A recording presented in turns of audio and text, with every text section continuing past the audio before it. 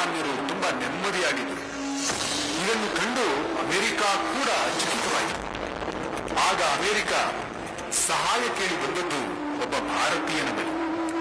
ಆಗ ಅಮೆರಿಕವನ್ನ ತನ್ನ ಆರ್ಥಿಕ ಸಂಕಷ್ಟದಿಂದ ಪಾರು ಮಾಡಲು ಒಬ್ಬ ಭಾರತೀಯನ ನೆರವು ಅವರಿಗೆ ಬೇಕಾಯಿತು. ಆತ ಯಾರು ಗೊತ್ತೇನೋ? ಯಾರನ್ನ ಇವತ್ತು ಆಕ್ಸಿಡೆಂಟಲ್ ಪ್ರೈಮ್ ಮಿನಿಸ್ಟರ್ ಅಂತ ತಮ್ಮ ರಾಜಕೀಯ ದುರುದ್ದೇಶಗಳಿಗಾಗಿ ಬಿಂಬಿಸಲು ಹೊರಟಿದ್ದಾರೋ ಅದೇ most learned economist doctor Manmohan Singh.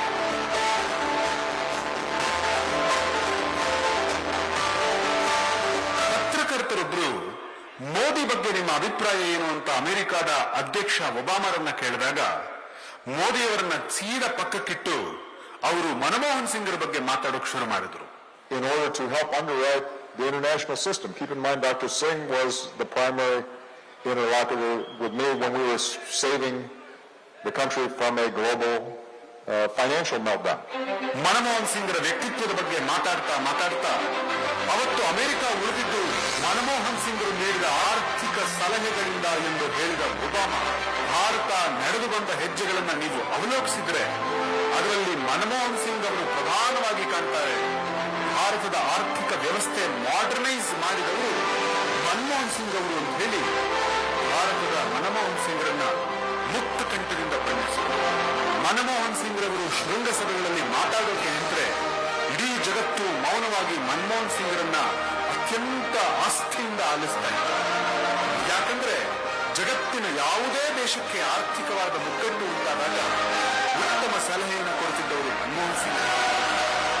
ಹೀಗಾಗಿ ಶೃಂಗಸಭೆಗಳ ಚಾಂಪಿಯನ್ ಆಗಿದ್ದವರು ಮನಮೋಹನ್ ಸಿಂಗ್. ಇಂಥ ಡಾಕ್ಟರ್ ಸಿಂಗ್ ಅವರ ಬಾಲ್ಯ ಹೇಗಿತ್ತು ಗೊತ್ತೇನು? ಚಿಕ್ಕಂದಿನಲ್ಲೇ ತಾಯಿಯನ್ನ ಕಳೆದುಕೊಂಡು ತನ್ನ ಅಜ್ಜಿಯ ನೆರಳಿನಲ್ಲಿ ಬೆಳೆದಂತ ಮನಮೋಹನ್ ಸಿಂಗ್ ಅವರ ಬಾಲ್ಯ ಬಹಳ ಕಷ್ಟದಲ್ಲಿಯೇ ಸಾಕ್ತು. ಯಾವುದೇ ವಿದ್ಯುತ್ ಸಂಪರ್ಕವಿಲ್ಲದೆ, ಕುಡಿಯೋದಕ್ಕೆ ನೀರಿನ ಸೌಕರ್ಯವಿಲ್ಲದೆ, ಆಸ್ಪತ್ರೆ, ಶಾಲೆ ಯಾವೂ ಇರದಂತ ಒಂದು ಹಿಂದುಳಿದ ಹಳ್ಳಿಯಲ್ಲಿ ಅವರ ಜೀವನ ಸಾಗಿತು. ಅನೇಕ ಮೈಲಿ ದೂರ ಸ್ಕೂಲ್ಗೆ ನಡ್ಕೊಂಡೇ ಹೋಗ್ತಾ ಇದ್ರು. ಸೀಮೆ ಎಣ್ಣೆ ದೀಪದಲ್ಲಿ ಅವರು ಓದುವಂತ ಅನಿವಾರ್ಯತೆ ಇತ್ತು.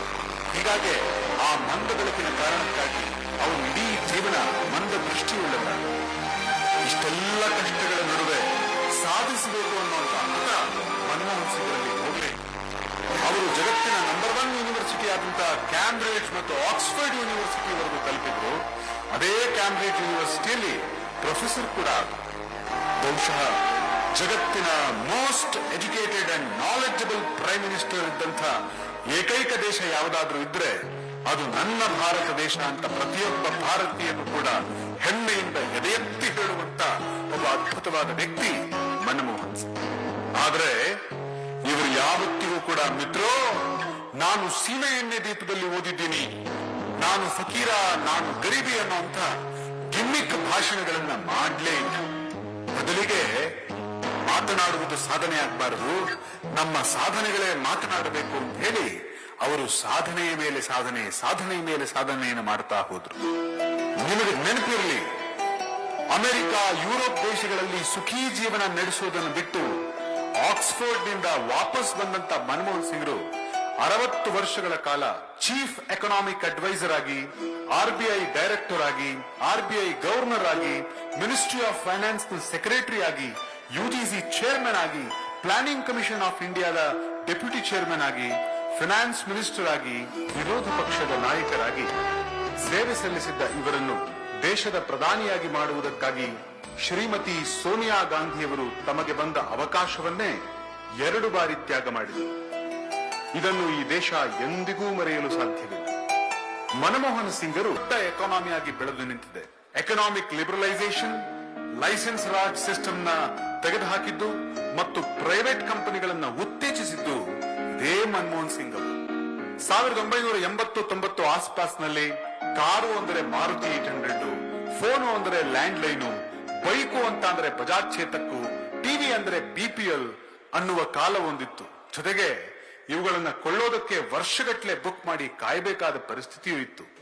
ಆದರೆ ಇಂದು ಪ್ರಪಂಚದ ಯಾವುದೇ ಮೂಲೆಯಲ್ಲಿ ಸಿಗುವಂತ ವಸ್ತುಗಳು ಭಾರತದ ಗಲ್ಲಿ ಗಲ್ಲಿಯಲ್ಲಿ ಸಿಗುವಂತಾಗಿದೆ. ಇದಕ್ಕೆ ಕಾರಣ ಮನಮೋಹನ್ ಸಿಂಗ್ರ ಗ್ಲೋಬಲೈಸೇಷನ್. ಬಹಳಷ್ಟು ಜನಕ್ಕೆ ಇದು ತಿಳಿದಿಲ್ಲ. 1990ರ ಹೊತ್ತಿಗೆ ಭಾರತ ಆರ್ಥಿಕವಾಗಿ ದಿವಾಳಿಯಾಗುವ ಹಂತವನ್ನು ತಲುಪಿತ್ತು. ಇಂಥ ಅಪಾಯದಲ್ಲಿದ್ದಂಥ ಆರ್ಥಿಕತೆಯನ್ನ ಕಾಪಾಡಿದವರು ಮನಮೋಹನ್ ಸಿಂಗ್ ಅವರು. ಅಂದು ಭಾರತವನ್ನ ಉಳಿಸಿದ್ದು ಇದೇ ಮನಮೋಹನ್ ಸಿಂಗ್ ಅವರ ಆರ್ಥಿಕ ಜ್ಞಾನ. ಲಿಬರಲೈಸೇಷನ್, ಪ್ರೈವೇಟೈಸೇಷನ್, ಗ್ಲೋಬಲೈಸೇಷನ್ಗಳ ಮೂಲಕ LPG ಅನ್ನುವ ಹೊಸ ಫಾರ್ಮುಲಾವನ್ನ ಸ್ಥಾಪಿಸಿ ಒಂದು ದಿಟ್ಟ ನಿರ್ಧಾರವನ್ನ ಕೈಗೊಂಡಂತ ಮನಮೋಹನ್ ಸಿಂಗ್ ಅವರು ಕೇವಲ 10 ವರ್ಷದಲ್ಲಿ ದಿವಾಳಿ ಹಂತದಲ್ಲಿದ್ದಂತ ದೇಶವನ್ನ ಜಗತ್ತಿನ ಮೋಸ್ಟ್ ಪವರ್ಫುಲ್ ಎಕಾನಮಿಯನ್ನಾಗಿ ಪರಿವರ್ತಿಸಿಬಿಟ್ರು. ಮತ್ತು 2008ರ ವಿಶ್ವ ಆರ್ಥಿಕ ಸಂಕಷ್ಟ, ವರ್ಲ್ಡ್ ಎಕನಾಮಿಕ್ ಕ್ರೈಸಿಸ್ ಕೂಡ ಭಾರತವನ್ನ ತಟ್ಟದಂತೆ ನೋಡಿಕೊಂಡ್ರು. ಆದ್ರೆ ಇದರ ಬಗ್ಗೆ ಮನಮೋಹನ್ ಸಿಂಗ್ ಮಿತ್ರೋ ಬಾಯೋ ಬೇನೋ. ಹೆಚ್ಚಿನ ಸುದ್ದಿ ಅಪ್ಡೇಟ್ಗೆ ಈಗಲೇ the federal Karnataka YouTube page ಅನ್ನು ಸಬ್ಸ್ಕ್ರೈಬ್ ಮಾಡಿ.